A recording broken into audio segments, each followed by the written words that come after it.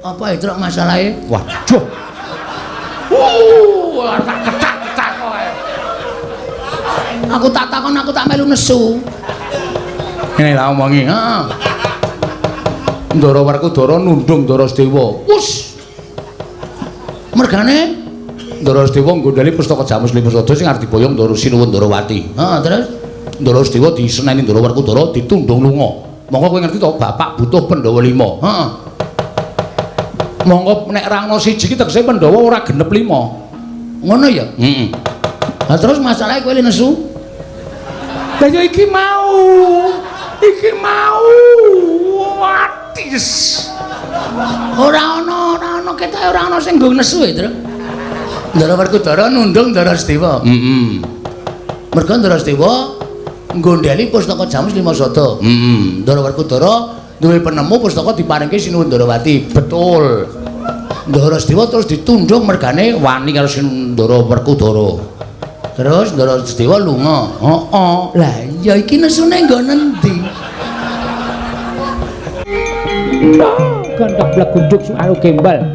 Sumerante hawela. Ana wigati apa? Ora kake timbal ana. Wigatine apa? Ana kawan padha sowan. Ya pancen sowane becik. Barep kakangku kudu nglungguhi Bawa Laksana. Nah yen sowane Petruk apa dene Bagong ing bakal gawe geger. Dielingake yen to iki ning kedaton. Iya Dimas. Prayoga nunggonmu lungguh. Ya wis ora kurang prayoga. Panakawan Petruk padha rarja sapraptanira Panakawan. Nun amit pasang Kalimantabe tinebrina ing Lodoni dumawahing tawang tuwang sinuwun. Menawi wonten lepat kanggen kula mun jatur ngesuk Paduka Sanata, kula nyuwun pangapunten jer kula menika namung batur. Kula menika namung kawula, kula menika namung Panakawan. Mila kiranging tata krami, kiranging unggah-ungguh kula nyuwun pangapunten. Ya Petruk ora dadi ngopo. Wilujeng sowan kula bekti kula kunjuk. Ya Petruk ndak tampa pangestuku tampanana kula pundi nggo jimat paripih. Dayanana ing kasantosan. Prayoga nunggonmu lungguh sampun boten kirang prayogi. Panakawan Bagong padha rarja sapraptamu.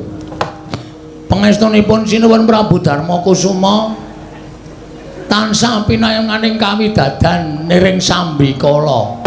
Iya Bagong. Nggih. Sowan ratu kok tanpa nganggo klambi. Kudanan Sinuwun. Nika kula pepe teng beteng. Lho, beteng kok kumepe klambi. Riwitena panas kono, Tru. Iya.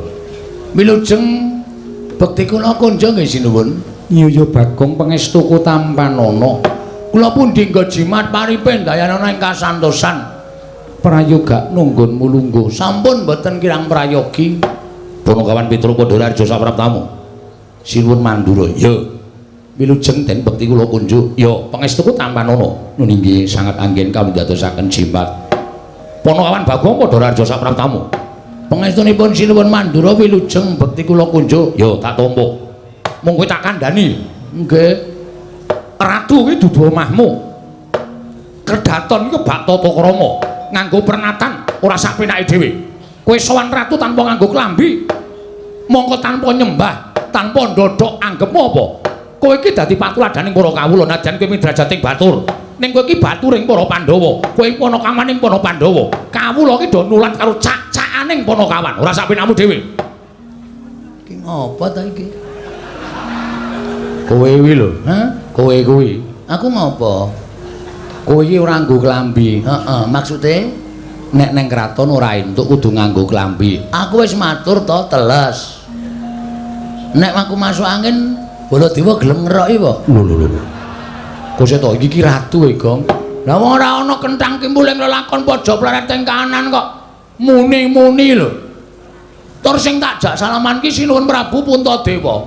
Sinuwun Prabu Puntadewa ora lara atine kok wong kono-kono kok geger iki ngopo? Gong, Hei, iki Nalendra. wis ngerti ngomong tukang becak ya sapa? Ning ora ngawur. Aku ya lara ati duneke sak penake dhewe ora. Tur kene iki Ngamarta. Aku ki mlebu metu kene iki, Truk. Nek ora ana pasewakan kowe ngerti dhewe to, sing ngepel iki sapa? Kowe karo aku nganti gembrobyos. Sing ngepel aku, sing ngresik-resik aku, sing ngeluti aku kok. Kono kok omong bae. Aku iki mengandani tata krama, tata kramane abdi karo ratu lan pranataning praja. Wis ngerti? Wah, Jan. Gong ora gawe masalah kowe iki. Wis to santai wae. Sinuwun Prabu Puntadewa iki aku ora klamben wae ora apa-apa. Tak ora percaya tak. Sinuwun. Piye Bagong? Nyun ngapunten kula mboten gawe klambi nggih. Ora apa-apa. Oh. Mendengar apa tidak? Senengane do kaya ngono kuwi ya. Sinuwun Prabu Darma Kusuma kuwi sawijining ratu sing lembah manah. Abdine iki dunggahke ning Datulaya. Arep wong kere gedibal 17 nek pancen niate apik. Kepengin nyuwun karo Nalendra diparengake munggah ana ing Datulaya sing jlambrahe kaya ngene iki. Ya, Tru? Ngono kok omonge ora. Ya wis ora gelem ngandani ya wis. Ora usah ngandani wong bapak ora tau ngandani kok kowe ngandani. Demen isin kowe rasa kondo karo Bagong, rasa ngomongi Bagong. Dinengke wae. Wah, bocah kurang saon. Wingi pun digenepi ya, Den? Petro Podolarjo sapraptamu. Lujeng Den bekti kula kunjuk. Ya, Bagong. Dalem. Rarjo sapraptamu. Pengaturipun Ndara Werkudara wilujeng bekti kula kunjuk. Ya. Petro Bagong Podolarjo. Pengaturipun Ndara Janaka wilujeng bekti kula nggih, Den. Ya, Petro Bagong. Nun. Raharjo sapraptamu. Wilujeng bekti kula kunjuk. Iya. Ing atase Bagong kok akon pindah Janaka. Njur derajate iki dhuwur endi? Mriki niku tempat duduk kula. Lah sampean kok ngenggoni? Nomor kursi pinten? Lho, nomor kursi pira? Padhake ora. Wis Janaka ora dadi ngopo, Koko Prabu Kasinggihan. Petro dalem ana apa Petro apa sowan saka karepmu dhewe apa diutus bapakmu Semar? Saderengipun kepareng ngaturaken tebah Siti Sekul binuntel ing ron klapa. Apuren tambah bila wonten lepat kula nggih kula mun jatusa maduka Sang Nata. Iya Petro ora dadi ngopo, matur sembah nuwun. Dungkap angka kalih kula namung badhe caos suwuninga sinuwun. Sampun wonten setunggal condro niki bapak lara. Lho. Bapakmu nandang ruga. Nggih. Pun boten purun menyat saking peturon. Ming meneng mawon. Nek kayane niku ya mbuh larane apa ning matane niku melek terus kedap-kedip ning boten purun ngendika, boten purun obah, ming meneng mawon. Sentek ati kula. Ya, Gong. Ora. Mbok iya ngono to, Le? Aku iki penemune dhewe to. Iya, iya. Soalnya nek bapak loro iki asline lho aku bahagia. Lho. Mergane pekarane bapak gedhe.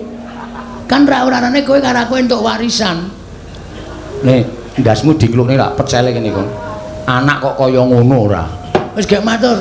Bapak niku sakit. Oh, kula wis mboten kurang-kurang anggen kula kepengin nambahke bapak niku kula goleke Brahmana wiku winasis. Sing wong pinter kula kan dampeni karo bapak ning ya wis madal sairing usada mboten iso ditambani. Sedih kula pendak dina niku kula tunggoni. Ya mung nganti sesasi kok dereng enten kabar Pandhawa tilik karo bapak. Mula tumuli nalika semanten wancine malah tengah wengi. Kula kalih gareng kalih Bagong niku nedeng mlek-lekan nunggu karo bapak. Bapak niku gregah tangi. Kaya dudu bapak sing ngendika. Ning nuding kalih kula kalih Bagong, nuding ngenten iki terus ngendika, Pandhawa kudu tekan kene sinambi mundi pustaka Jamus Jimat Klimasada. Bareng ngoten niku nggletak melih. Persis Mr. Bean ya. Heeh. Kowe ngerti Mr. Bean barang auto TV e. Waduh. Wis tuku TV. Wis karo kasidi. Apa? Kasidi player. VCD kok kasidi kowe. Senen ilekmu kowe kok. Profesor di kaset iki. Heeh, APCD. Heeh. Apik terus. Wah, kanggo nyeteli film silat. Mulane betah ning omah. Kowe ndek sing Cina? Oh, sus. Ajar ora. Ngoten niku sinuwun. Mula tumuli kula sowan ngersangipun Sun Prabu Darma Kusuma ingkang wigati namung badhe nyuwun para Pandhawa gangsal cacahipun monggo kula aturi tedhak wonten ing Karang Kadempel mituhu menawi dados ngendikanipun Bapak sinambi mundi pustaka jamus miyang jimat lima sada pun ngoten mawon cekaos gambil mawon sedyanipun Petruk dinten niki sabibaring pasewakan Ndara kula Puntadewa Werkudara Janaka nekula Sedewa kula dherekaken rawuh wonten ing Karang Kadempel sinambi mundi pustaka jamus miyang jimat lima sada nek Pandhawa kersa mbok menawa dadi srana waliyanipun Bapak ning nek Pandhawa ora kersa ateges nuwun sewu selaminipun kula suwita menika mboten dipun agem dening pepundhen Pandhawa selaminipun kula labuh-labet dhateng para Pandhawa menika mboten dipun gagas dening para Pandhawa lan nyata yen Pandhawa menika satriya ingkang mboten ngerti dhateng lelabetanipun tiyang sanes menapa ta sababipun kula matur mekaten hembanipun Bapak menika anggenipun suwita dhateng para Pandhawa menika sirah dienggo sikil dienggo sirah ming supaya muktekke para Pandhawa ning bareng Pandhawa wis mukti ngawi bawa Nyakrawati Mbahudendha diaturi rawuh teng Karang Kadempel kok Pandhawa mboten kersa kanthi pawadan alasan napa kemawon mboten tedhak enten Karang Kadempel kula anggep nek Pandhawa nika mboten ngerti males kabecikanipun Bapak Semar pun ngoten mawon kula nyuwun dawuh Petruk wonten dawuh satemene nelongso penggalihku bareng midhanget yen to bapakmu nandhang raga nggih lha niku bendina ya nangis teng omah niku bapak wis kaya kunarpa wis ora iso apa-apa bebuang nggih teng kasur nguyuh nggih teng kasur bapakmu nggih kula sing ngresiki kalih kula ora tau gelem wingi dek pas kira ana aku lho Tru ora tau nyedak ora gelem malah wedange bapak tok omba-ombe kowe anak sing kebangetan kok Gong lho sinuwun terus kula mbok menawa niki dadi sarana waliyane bapak Pandhawa tak aturi rawuh teng Karang Kadempel Petruk dalem aja ngluputke aku ya Petruk lah pripun yen kowe njaluk Pandhawa jangkep dina iki ora jangkep yen sira nyuwun Pandhawa mundi pustaka jamus kelima sada dina iki ora ana lho sebabe napa mara gage petungen Pandhawa ingkang padha lenggah ning Datulaya iki apa genep 5 Ndara Werkudara Ndara Janaka Ndara Nekula oh kok kurang siji bendaramu Sedewa ora ana kok mboten wonten Petruk tak ketak sirahmu kok kaget aku yen ngapunten ayo kaget kula ki yo kok dadi Ndara Sedewa mboten wonten niku pripun Gong Ndara Sedewa ora ana lho le nyarekke jam pira ora paham cah iki tegese ora ana iki ora ana ning pasewakan ora ana ning pasewakan lho endi iki lagi arep tak rembug le wah jan iki kok dadi kanane ha iki nek nganti ora genep 5 Pandhawa ora rawuh ning Karang Kadempel bapak mati lho Tru ha iya kanane kaya ngono piye iki sik ngenteni Sinuwun Prabu Darma Kusuma mula aku matur karo kowe aku kandha karo sira aja ngluputke aku lah terus kok kanane kaya ngaten panjenengan pembareping para Pandhawa kok nganti Pandhawa godhang kurang siji niku kok ngluputke sapa Petruk nggih sing nundung bendaramu Sedewa apa pun bendaramu Jodipati Ndara Werkudara iya Petruk sebabe Koko Prabu Ndarawati rawuh kepengin nyuwun ngambil pustaka jamus kelima sada kabeh padha sarujuk amung bendaramu Sedewa ingkang ora mathuk lan ora cocok merga rumangsa pustaka kuwi aja nganti pisah kaliyan para Pandhawa pusaka kuwi dadi panguripaning kawula Ngamarta yen pusaka bakal diboyong ning Ndarawati bendaramu ora sarujuk tumuli dadi cengkah rembug kelawan bendaramu Jodipati gempung penggaling bendaramu Werkudara. Tumuli bendaramu Werkudara nundung kelawan bendaramu Sedewa kon lunga saka negara ing Amarta.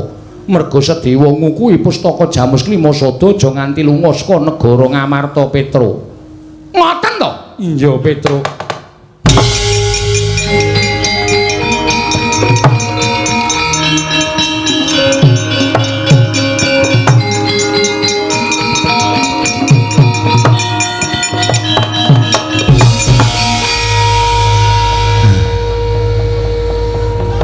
Ngapa itu? Menengo. Mundur. Ki aku nesu iku mbane kedupak cangkemmu. Nuwun sewu, Gus. Nuwun sewu Ndara Werkudara. Ndara piye? Leres sampeyan nundung Ndara Sedewa. Iya, pancen bener. Sababe ora manut karo aku. Apa kudu ditundung nek wong ora manut? Apa wong nek ora manut kudu ditundung lunga? Apa kudu lunga saka negara Ngamarta kula tak takon? Apa ora iso dikandhani kanthi alus-alus? Ndara Sedewa niku adimu lho, nuwun sewu. Panjenengan kalih Ndara Puntadewa kalih Ndara Janaka menika tunggal wadah, tegese tunggal ibu. Mongko Ndara Sedewa nekula niku beda ibu, mongko ujaring para sepuh, yen kowe tresnani adimu ku alon ki tresnanono ngluwihi adimu sing tunggal wadah. Lah kok malah sampeyan nundung Ndara Sedewa niku karepe piye? Niki mergo sampeyan nundung Ndara Sedewa, bapak kula iso kejet-kejet. Mergo Pandhawa ora iso rawuh teng Karang Kadempel jangkep 5 cacahe. Apa itu masalahe? Waduh. Tak ketak-ketak kowe. Aku tak takon aku tak melu nesu. Ngene lah omongi, heeh. Ndara Werkudara nundung Ndara Sedewa. Wus. Mergane Ndara Sedewa nggondhali pustaka Jamus Klimasada sing arep diboyong Ndara Sinuwun Ndarawati. Heeh, terus Ndara Sedewa diseneni Ndara Werkudara ditundung lunga. Monggo kowe ngerti to, bapak butuh Pandhawa 5. heeh. Monggo nek ra ana siji ki tegese Pandhawa ora genep 5. Ngono ya? Heeh. Lah terus masalahe kowe nesu? Lah ya iki mau. Watis. Ora ana ketoke ora ana sing nggo nesu ya, Tru. Ndara Werkudara nundung Ndara Sedewa. Heeh. Mergo Ndara Sedewa nggondhali pustaka Jamus Klimasada. Ndara Werkudara duwe penemu pustaka diparingke Sinuwun Ndarawati. Betul. Ndara Sedewa terus ditundung mergane wani karo Ndara Werkudara. Terus Ndara Sedewa lunga. Heeh. Lah ya iki nesune nggo nendi?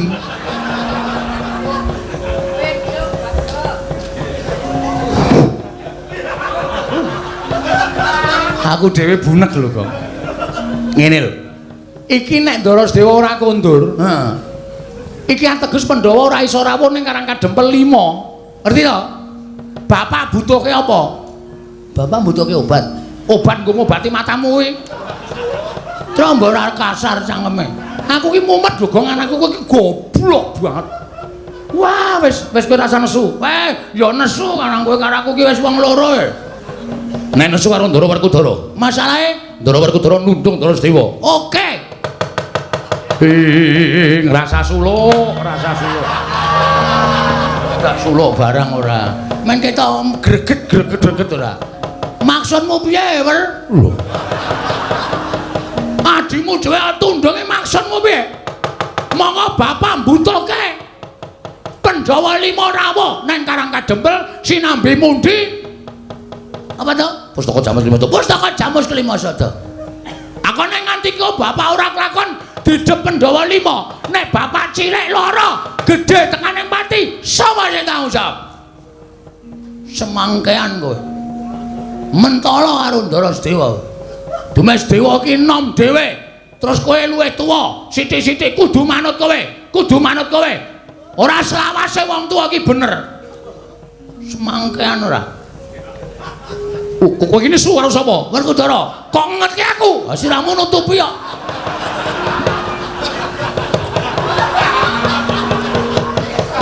Ngono luwih cetha. Ratu kok kon mengleng iki lho. Ora ana ratu kok kon ngene iki ra ana. Ngono terus lho? Yo.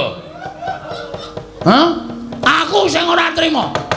Tantrimane Bagong karo Petruk, kowe tak kandhake bapak kowe Werkudara kowe. Aku matur nang kersane bapak. Bapak mengko tak kon jenggelek. Aku teko tak lapori, Pak, Pandhawa ora iso rawuh nang Karang Kadempel 5. Bapak terus muni mergane apa? Ndara Sedewa ditundung Ndara Werkudara. Kok Ndara Sedewa ditundung Ndara Werkudara, aku njlentreke ngene, Pak. Bapak terus mari ya, Tra ya. Heeh. Bapak mari nesu, ndaraku ke pancen njaluk dikandhani tenan. Nesu nang Jodipati. Pancen bapakmu arep nesu arek aku kon mara. Ora wedi ya, Tru. Liyane. Pamane apa? Nek bapak nganti nesu karo sampean, bapak ngetokke kekuatane bapak. Kekuatane bapakmu apa? Apa ya? Ambo. Apa kekuatane? Apa ayo? Aku ora ngerti kok. Yaiku kekuatan lahir lan batin. Kowe cilaka nek nganti kena kekuatane bapak. Pun pokoke kula mboten trima perkara niki. Kula ya ora trima. Tak kandhani. Kowe tak kandhani do iso ora? Kowe iki do gagas karo awakmu apa ora? Kowe iki do nyawang karo githokmu apa ora? Kowe iki mung batur-batur kok dlangap-dlangap. Ucapmu ning Kedaton Negara Ngamarta. Werkudara ki arep dikaya ngapa kuwi piyai? Kuwi bendaramu, ora sampenamu dhewe tau unek-uneke. Tru. Padha loro mungsuhe saiki, Tru. Iya. Kowe njagani Werkudara, aku tak njagani iki. Ratu Valentine. Lho. Ratu Valentine. Aku iki ping kuwi awake kuwi. Bagong saya kurang ajar karo aku. Saiki ngene bae, Kowe baliya. ngenteni nek wis rampung Yai Prabu Ndrawati nambak rengkaning Projing Dwaraka. Wis lak mecicil, Bapak. Sing dibutuhke saiki kok. Tru, percuma wae dhewe padu karo wong loro iki. Karepe Mumpung Sinuwun Ndrawati durung adoh, terus doya ya, Tru yo. yo Bekakang nang dalan yo, ora apa-apa kok yo.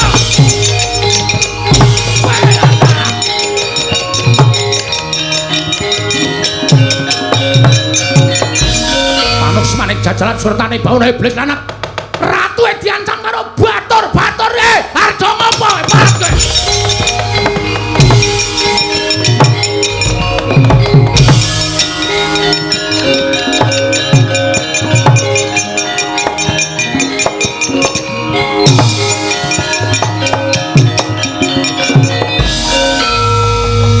Janaka kok tingak-tinguk arep ngopo.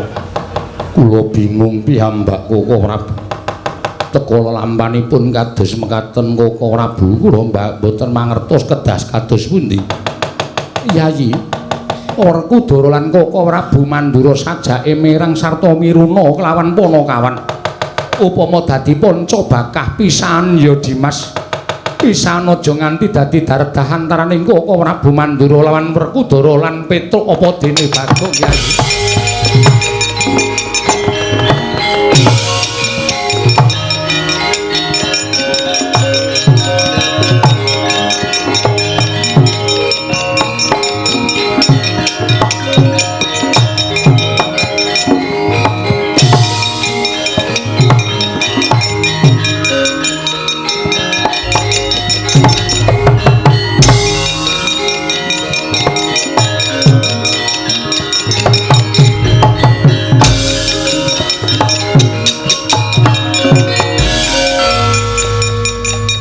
Mlayune nek ndi ya, Gong? Aku ya ora ngerti.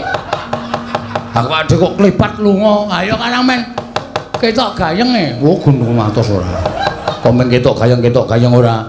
Ning mestine Sinuwun Ndrawati iki biasane nek tindakne ndi-ndi ngasta kreta. Heeh. Titihaning Sinuwun Ndrawati iki kreta Kyai Jaladara. Iya. Titik wae bane to. Tilase. Iki. Oh. Ayo kapokmu kapan? Kecandak iki genah iki, Tru. Ha ta, iki lho, Mbak Tipak ban iki lho. Tak turute. Ya. Hati-hati lho, Gong. Udu gak, Tru? Udu. Wong gawa bata. Ah mesti kaya Wah, wis. Ning mesti ketok ora adoh, Tru. Wong aku ki mau kaya seliringan kok ning Amarta. Ayo. Piye Gong? Sik, Tru. Kae kok padang-padang ana panggung kae apa ya, Tru? Dilekno sik.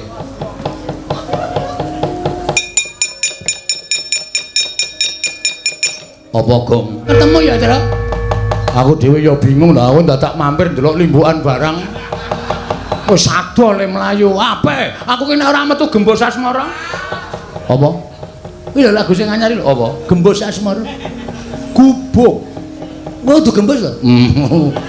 Tak kira nek Gembos Asmara, ning Gubuk Asmara ki nek ora nggo gembos. Oh. Caedan ora. Ha iki terus nek arep dilar goleki. Wah, cilaka iki. Heeh. Piye ya, Gong? Embo. Apa ning Darawati wae yo? Jujuk Darawati. Nek ning Darawati ngrekoso. Rekasane Darawati ana Ndara Sencaki. Nek kowe karo aku wani karo Sinum Prabu Kresna njaluk pustaka Jamus Lima Sada mungsuhe Ndara Sencaki. waduh. Modar ya. Heeh. Mulih wae apa? Weh, mulai kok nek ade omong bapak. Pak Pandhawa karo pustaka Jamus Lima Sada ora rawuh ning Karang Kadempel, terus mripate putih kabeh piye ya? Sentik ngono. War nutupi nyawane bapak apa? Wah kok sarwaripun ya, Gong. Wah, jan wis. Kok dadi kaya ngene ya kahanan uripe bapak ya, Tru? Wis aku ora ngerti. Piye iki ya? Wis dipikir alon-alon butuhe mengko piye carane supaya bapak ya ayem. Pustaka Jamus Lima Sada ya iso tekan Karang Kadempel, Pandhawa 5 ya iso tekan Karang Kadempel. Pandhawa 5 ora jangkep, Ndara Sedewa lunga, ditundung Ndara Werkudara. Piye ya? Apa kowe dandan cara Ndara Sedewa? Waduh, suaraku ora iso cilik. Ngono bapak-bapak iki awas lho, Tru, nek nganti ngerti sedewane kok cangkeme kekamban ngono piye yo. Ora ngrekoso to? Wah jana angel ya, Gong. Angel iki repot awake dhewe. Ha iya.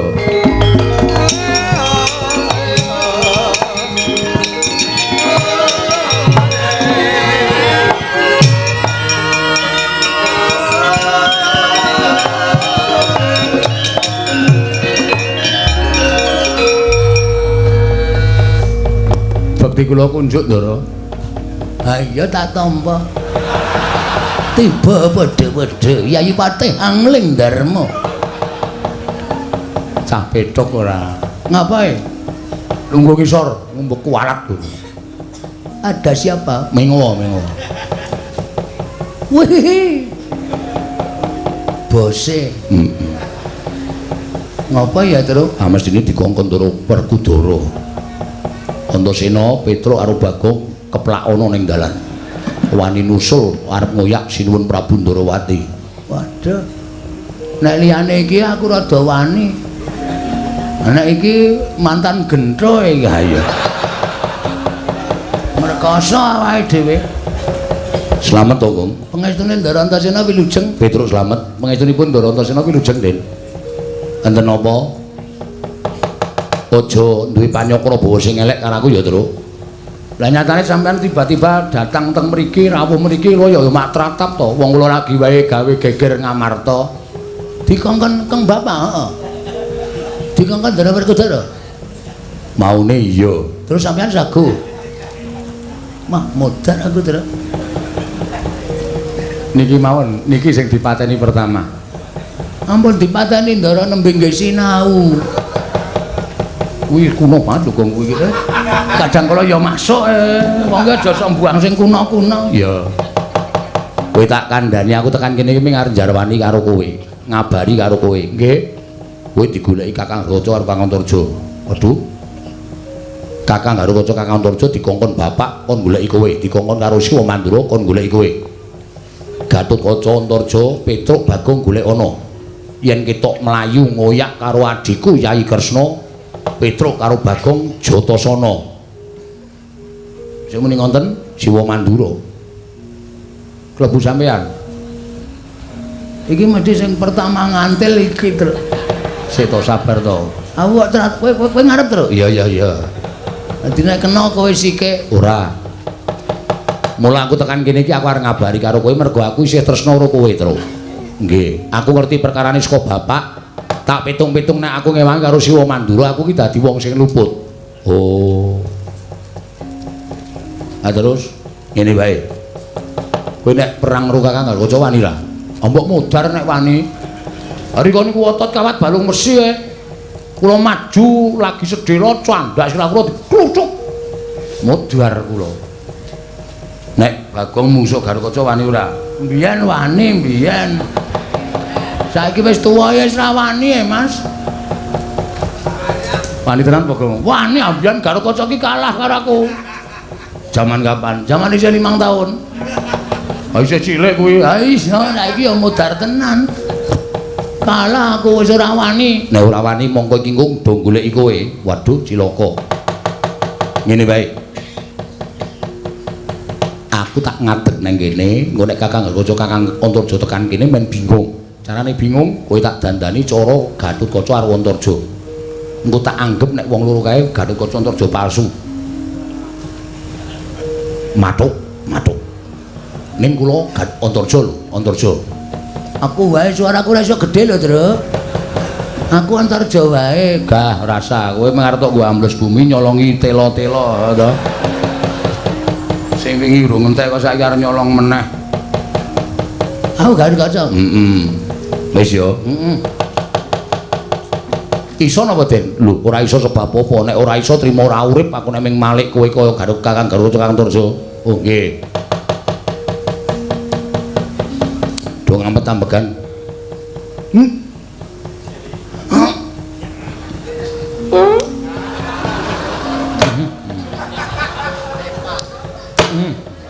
Iki ngapa, Gong? Ngampet ambegan kok mburi metu. Wih, dian pirang sasi truk ora bebuang kowe. Kok batang ambune. Wah, mak sentup sak bis mambu kabeh. Nggo namun ae. Sak bis mambu kabeh iki nggo namun. Niat pancen tak uja ya kan. Wis gampet ambegan nggih. Tan samar pamoring sukma sinukmaya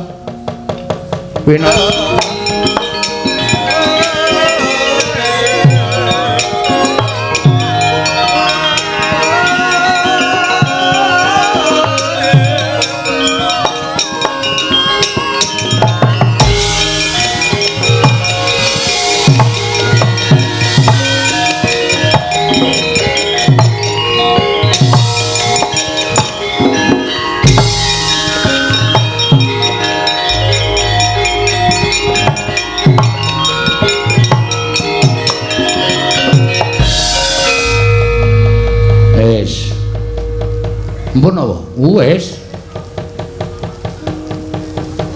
Weh. Gleleng. Gong, aku wis dadi kok. Wis. Wis nggaya ndara Gatotkaca. Kowe madhep rene? Nggih. Tunguk dhuwur, kowe iki kakangku kok. Oh, nggih. Ora usah basa karo aku. Ya. Nah, semono kuwi suarane pas. Iya, Dimas. Nah. Kakang Garukaca tenguk dhuwur.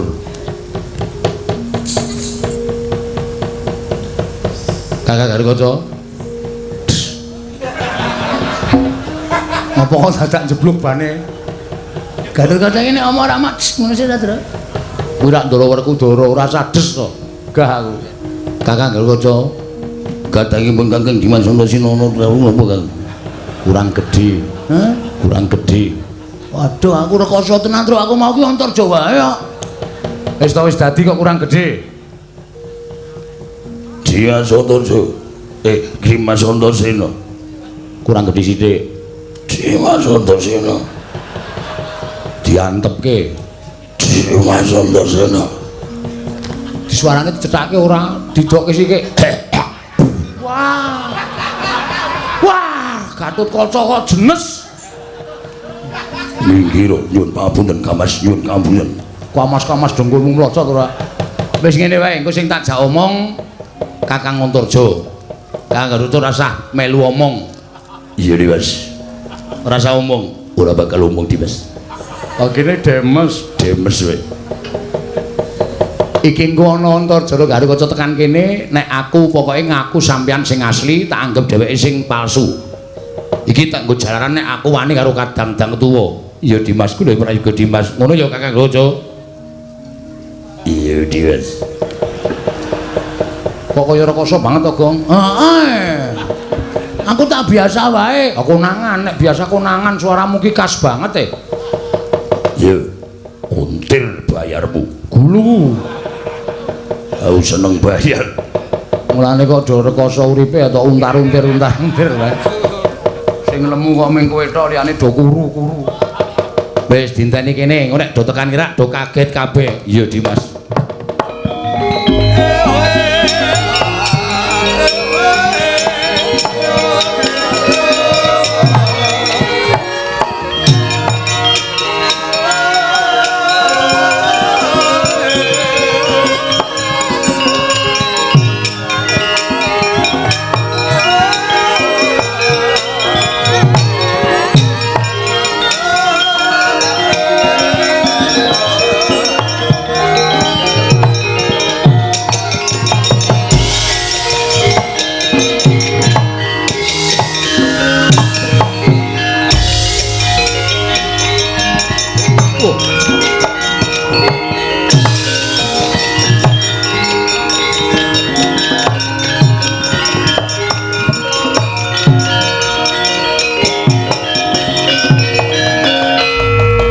Kurdo sroma bangga pakut gati nyomawukat gati nyomawukyat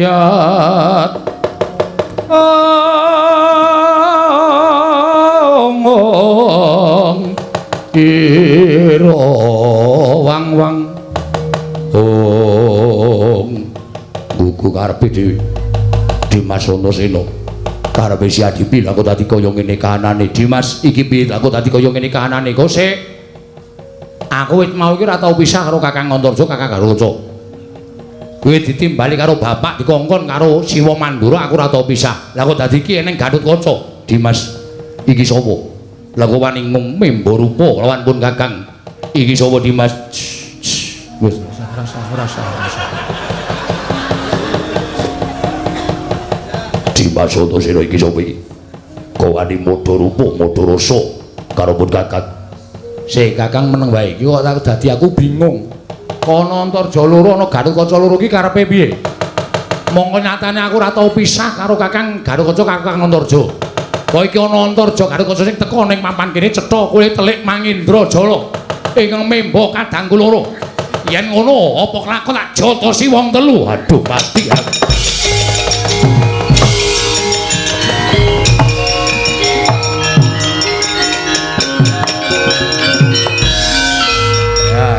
Gampang to. Ula kok ming gampang banget Dimas. Kampusi wong loro kae iki gampang kae iki cah digdaya ning nuwun sewu kurang pergaulan. Iya Dimas jengkolmu mlocot kuwi lho. Wis ora ana mungsuhe kok Dimas. Ayo salin. Salin, Gong. Hah? Salin. Mbok aku tak ngene iki wae. Arep ngopo kowe iki ora. Salin ngono.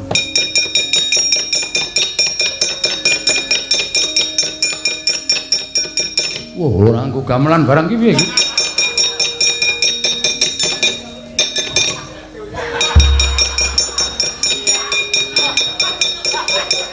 Kecekel e, Truk. Tapi arep dadi Gatotkaca kok emoh salin ora. Kaya asik e. Aku dari Gatotkaca dadi ganteng banget e.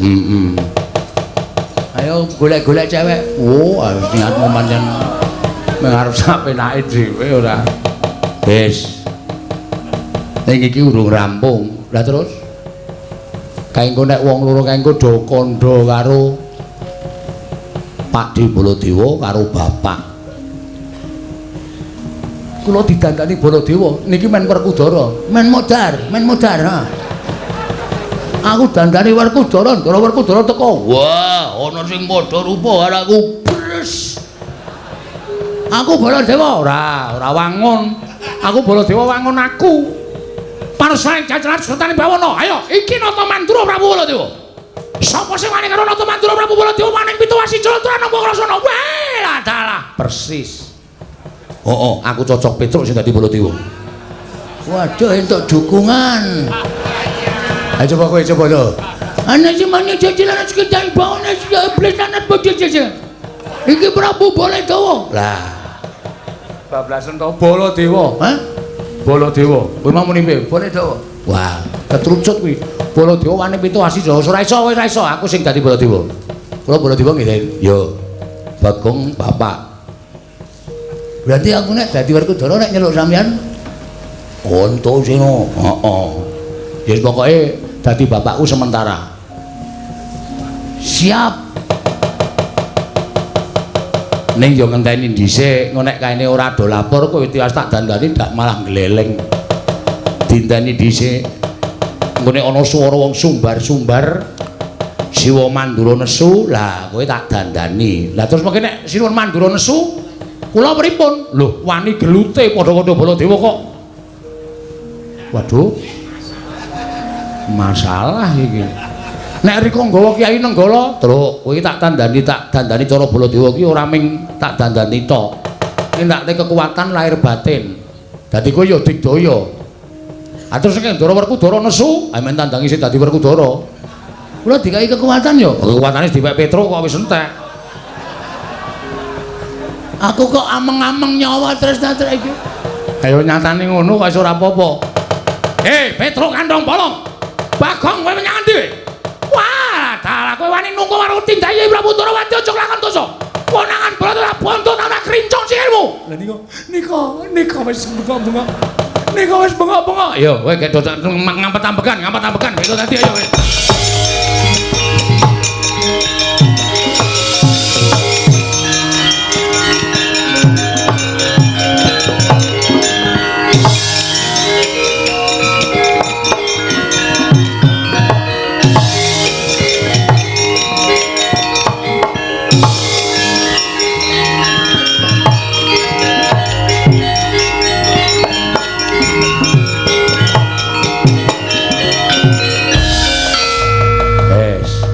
Ning iki aku ora melu-melu lho, Tru.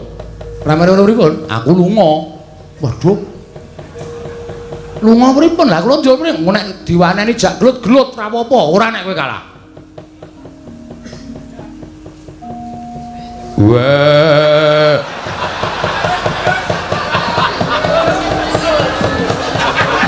Ketoke Werkudarane ra dadi niki ketoke. Ora dajari lah. Aku ki wis kaya dadi kaya ngene iki ngrekoso ya asem. Ya wis kurang gedhe kok. Wah. Sing jeneng kurang gedhe iki suarane kurang gedhe. Ayo coba ngampet ambegan swara weteng.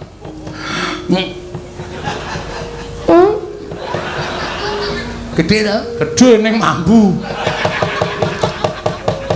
Mau gedhe kok mambu ra. Oke wis. Wah. Kurang gedhe neh. Sithik, Kas. Wah. Gedhe ki sithik. Cengele rada didingloke cengele. Wah. Wis kurang sithik neh wangun, Wah. Baladewa kakangku.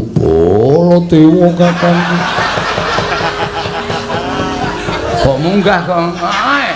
Aku ki meneng-meneng sok munggah dhewe. Nek kon munggah ora gelem munggah, nek dinengke mau munggah dhewe. Mbok aku ki wis ra normal paling ya, Truk. Wis kono nduk rembugan. Awara mlebu bumi. Iki diloske lho sak iki. Heeh, wah, Antasena ora tanggung jawab iki. Ya ora apa-apa, diniati wae le. Oh iya. Kadangipun Kakang Yayi Werkudara.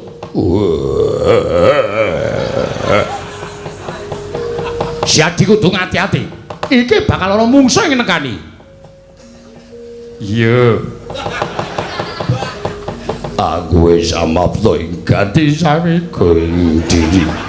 Ora munggah medhun. Ajeg. Angel. Diajeke iki angel. Ati saya nek nganggur sedhela kon ajeki angel. Mesti medhun dhewe. Apa? Wis pokoke engko didepi wong loro ya, Gong. Heeh. Eling sadar kowe sandhanganmu Werkudara lho, ora ho-ho. Eling nek kowe Werkudara. Pokoke aku tak nyawangku ku Pancanaka terus. Heeh. Aku sadar nek aku Werkudara. Iya. Nek wonge tekan kene nek perlu rasah omong. Weh, artine darani wayang mati. Ya omong ngono tenan. Artis model apa enggak bicara? Oh iya. Ya wis ngono. Ponokawan. Kowe padha menyang endi kowe? Kecandala bontot ora krincong sing kembangane ayo.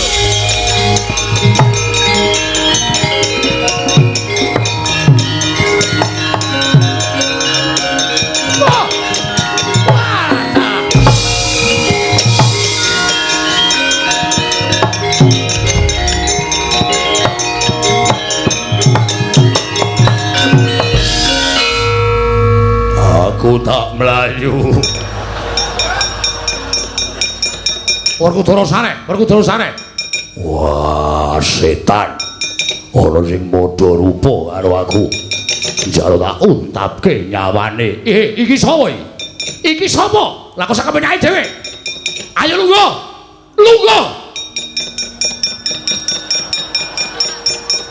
Kowe iki dikon Baladewa sing kuwi kok ya manut to ya. Wah, kaya tok getak-getak atiku miris. Iki sapa iki? Aku kok ngadep kaca gedhe-gedhe iki sapa iki? Weh,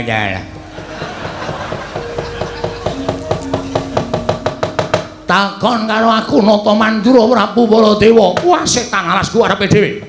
Aku Baladewa. Aja ngawu gawar-ngawur aku Baladewa. Sing mburi kowe sapa?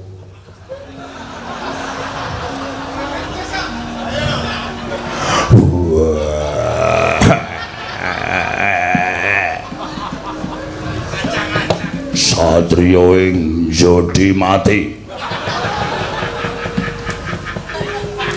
Raden Werkudara, cangkemmu gendi. Aku Werkudara, ya wis aku Bratasena. Padha wae, nek padha ya dijolke. Wis candak iki. Wis kecekel Werkudara. Iki sing nang arep iki iblise Petruk iki. Weh, waton bener nek mbedhek. Lah kok dadi iso dadi Baladewa karepe piye? Kok iso dadi Baladewa karepe piye? Soke sandangan sewan Baladewa. Ayo, iki Nata Mandura Prabu Baladewa. Walah dalah. Petruk ora ganti ujube greten kula jeblok sama tandangi negare ati.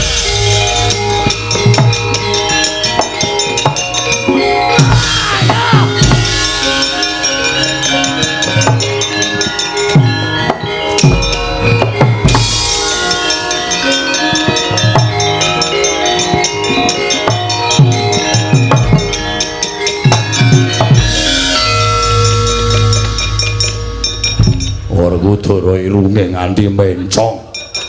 Sik, benake sik. Ayo nganggo topenge. Wah. Sopo kowe ngaku nganggo sandangan Werkudara? Wah. Aku Werkudara. Wah. Werkudara apa sapa? Werkudara. Kasatriyane ngendi? Kasatriyane Jodiwati. Bojone pira? Bojoku ana tel. Waduh. Wah, duwer.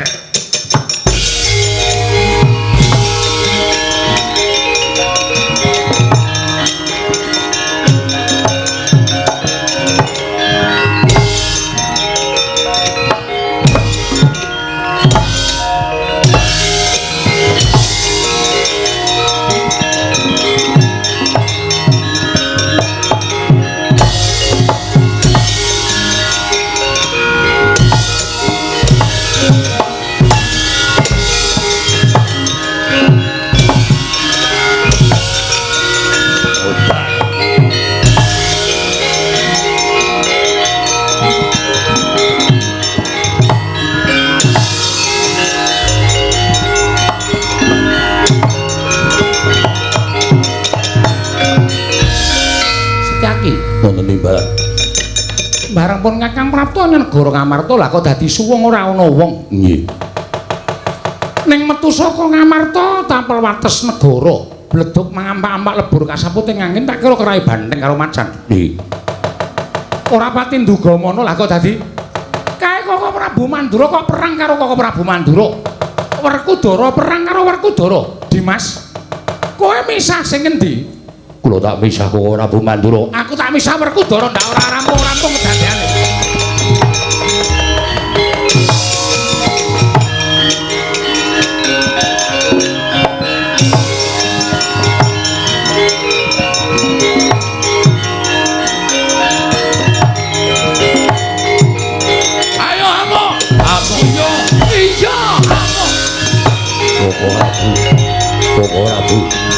Wadul sarep Koko Rabu.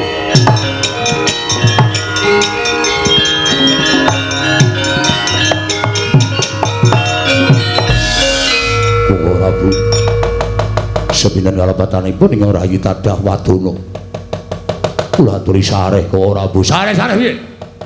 Ora trima aku ngatasi nata mandura Rabu kula kembali karo menungso jajalanan. Setyaki, kadangipun Kakang Dimas Setyaki. Koko Rabu. Kula kok ngantos bingung menika ingkang pundi? Mas Madana Setyaki. Mas Madana. Pun Kakang kuwi duwe ciri gethek andeng-andeng ning dhuwur mripat. Iki Baladewa sing asli. Andeng-andeng dhuwur mripat culekan mitane kuwi. Iki Baladewa sing tenan. Aja ngawur aku Baladewa. Aku Pak mati.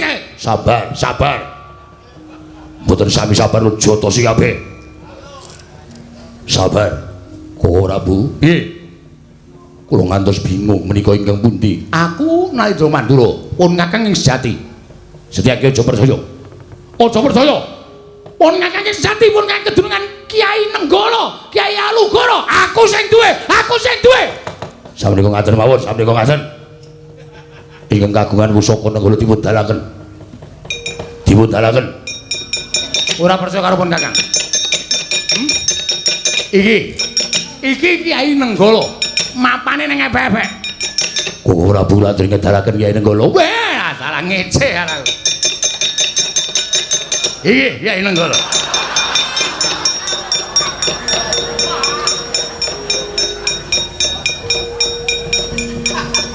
Baladewa kok nggawa graji. Setyaki tak kandhani.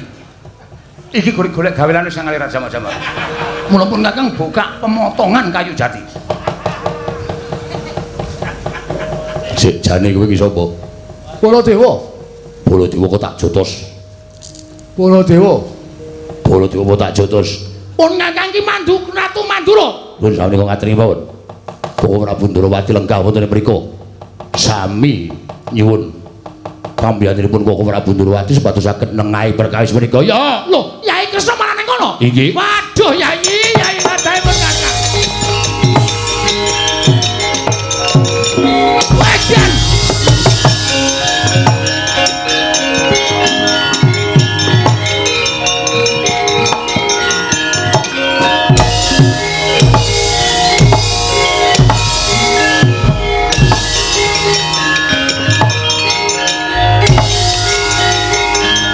Werkudara, wis ayo.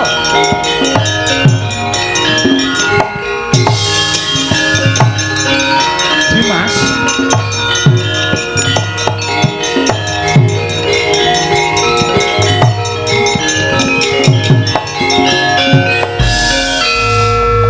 Coba bisa.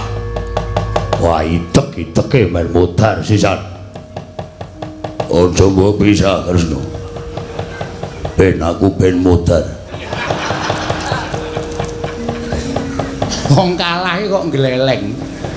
Wah, jeliteng dengkulmu atos ku. Kowe kok galak karo aku Kresna. Aku adimu Jodipati. Iya, aku ngerti nek kowe iki adiku lanang aku ngerti. Lah rak ngono. Werkudara kok larak ngono iki cara ngendi to? Dara? Nggih. Sabar ya, Yayi. Wah. Gaisen karo kere. Wah, diece dina karo bojoting batur ketibal. Ora salin cuwek kok Pancanaka modar sisan kowe. Wah. Kresna. Piye? Tolong lindungi aku. Werkudara kok njaluk perlindungan ki cara ngendi? Wah, kono nganggo kuku Pancanaka. Aku ora duwe kuku.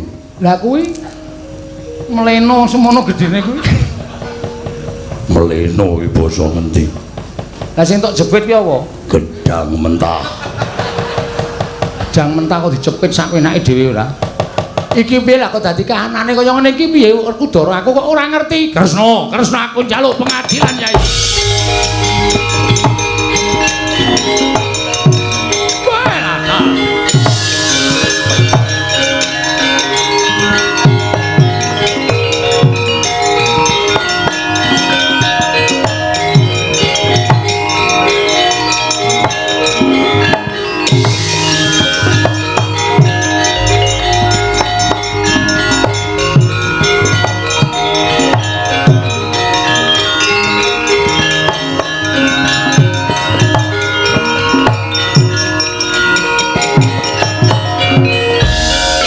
Kresna sinayeng manggelung mintonaken.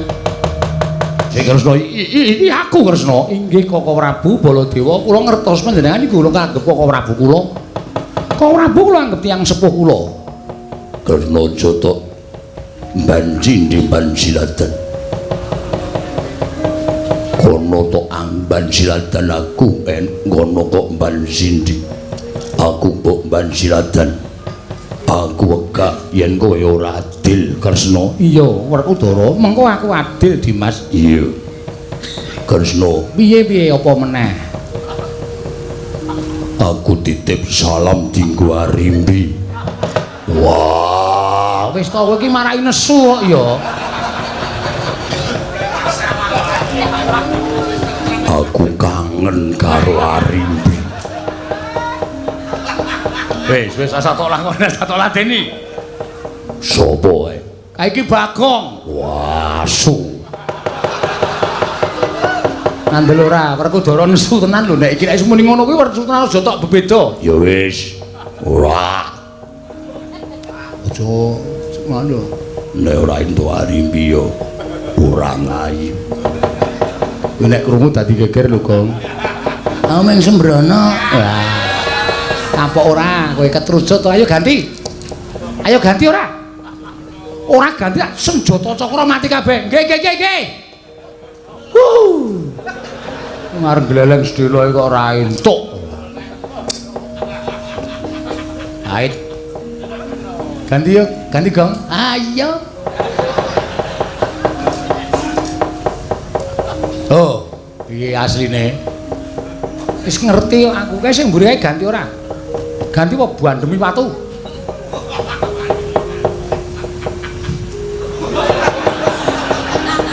Masa ngatungi kepel. Kepel rung mateng diadongke.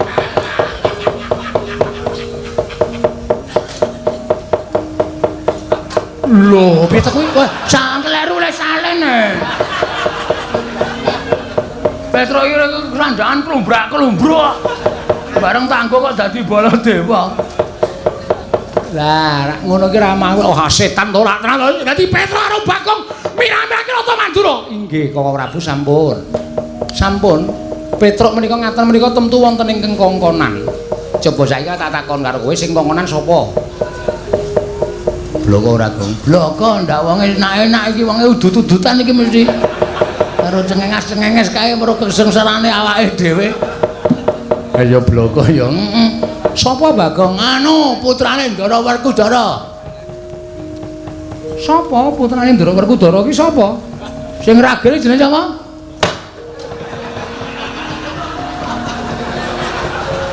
Ana sing bandem ya, Tru. Ampuh. Putrane Ndara Werkudara sapa kalah? Mau ki sapa ta, Tru? Aku ki le goblok ki eling-eling ki lho. Ora jenenge ora.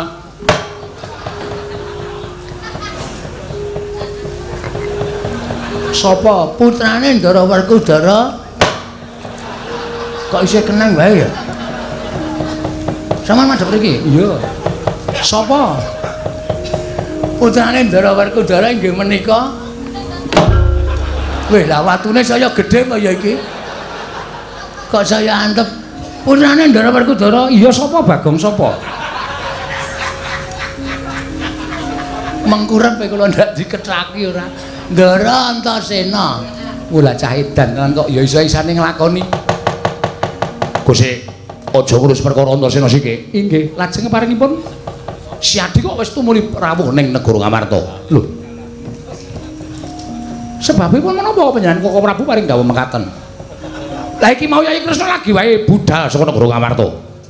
Jare ngandhakake yen to Ndarawati ketaman pegebluk bisane waluya nirmala temajati jati temah mulya. Yen to kudu ditumbali pustaka Jamus Miang Jimat Limasada. Nganti Werkudara ngendhangake Sedewa ditundung lunga merga mbelani karo Yayi Kresna. Sedewa ditundung lunga pustaka Jamus Limasada mbok asta tumuli Si Adi kondur marang negara Ndarawati. Kok iki kok tekan negara Ngamarta meneh karepe piye? Lho. Nuwun sewu Koko Prabu. Kula nembe sepisan menika dumugi mriki Koko Prabu estu. Si Adi aja gawe-gawe lho. Si Adi aja gawe-gawe. Si Adi tekan kene mau karo pun Kakang. Estu kula mboten badhe atur dura. Menawi mboten mitados Setyaki. Mboten dawuh. Mrene Setyaki. Lho niki ngestaken dawuh.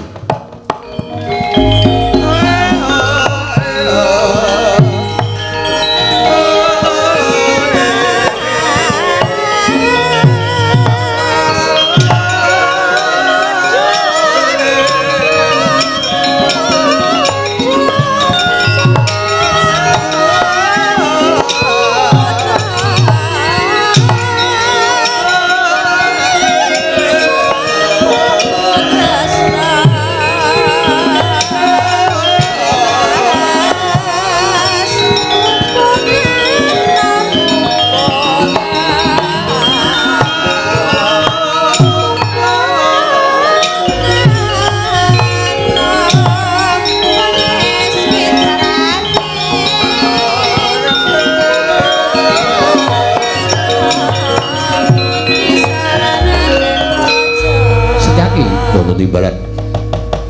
Mara matur marang Koko Prabu Baladewa yen pun Kakang lagi wae sowaning Praja Ngamarta. Koko Prabu. Piye? Apan kawula saestu Koko Prabu Ndrawati nembe kemawon rawuh wonten negari Ngamarta. Weh lah dalah ku karepe dhewe. Wah, lah yen ngono pancen ana telik Mangendra Jala. Ana durak mongke yen nyidra pustaka Jamus Nyambrak Lemsada ingkang mimbo Yai Prabu Ndrawati. Lho. Menawi ngaten pustaka Jamus Lemsada sampun noncat Koko Prabu. Wis diasta dening Yai Prabu Ndrawati ingkang mentar saka negara Ngamarta Yai. Weh lah dalah.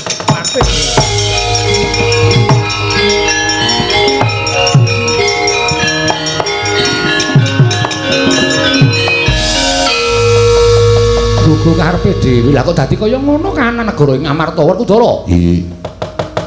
Kok si Adi ora tanggap? Wah, aja takon aku. Malah aku rumangsa kleru gedhe dene aku ngluputke karo Sedewa. Nganti Sedewa tak tundung minggat saka negara Ngamarta. Lho. Sedewa mbok tundung lunga? Iya. Lah. Mongko saiki Sedewa menyang endi? Mbok ora weruh mapan menyang endi aku ora ngerti. Apa ora we?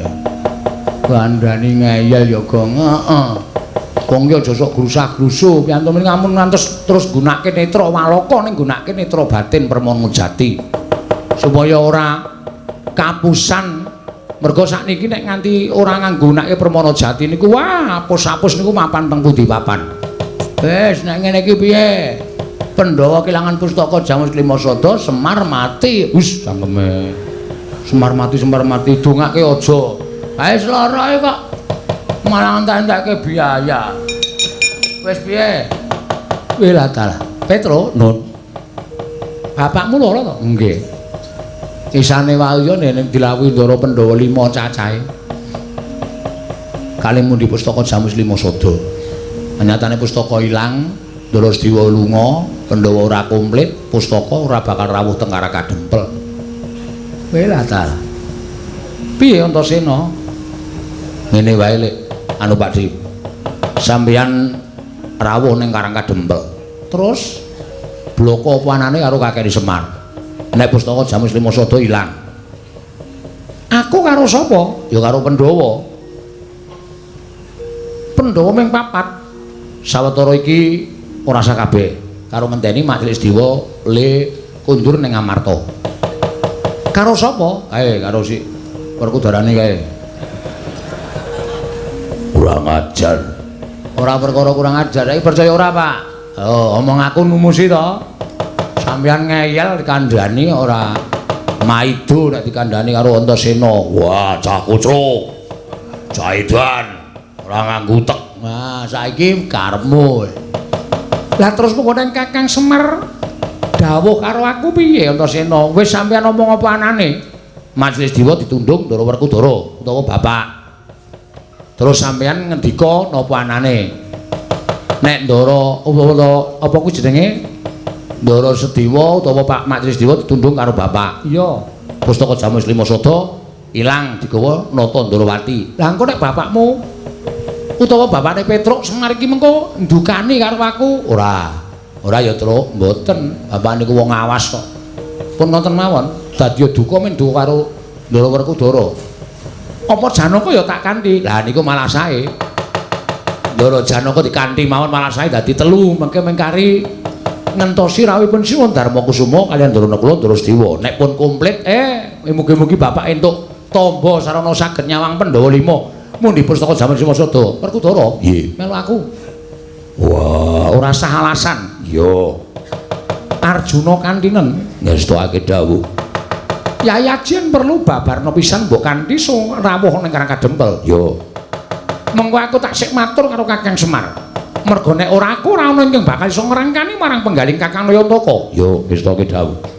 Lah aku piye Kresna? Koko Prabu lenggah wonten negari Ngamarta. Lah baliku sok kapan? Menawi Kresna ingkang beta pustaka jaman Simasada menika sampun kecepeng, Koko Prabu nembe pikantuk kundur. Kunjara wae. Kok tak balang sirahmu. Oh iya ngapa to gong melu-melu senengane ora. Ha gawe cekak-cekak yo, bali yatra yo. Yo, karo Ndara Kresna. Monggo sinuwun. Iya. Arjuna Yayi Punta kantine yo Werkudara. Yo. Koko Prabu lenggah teng negari Ngamarta. Setyaki Koko Prabu Kancanana. Nistakaken dawuh.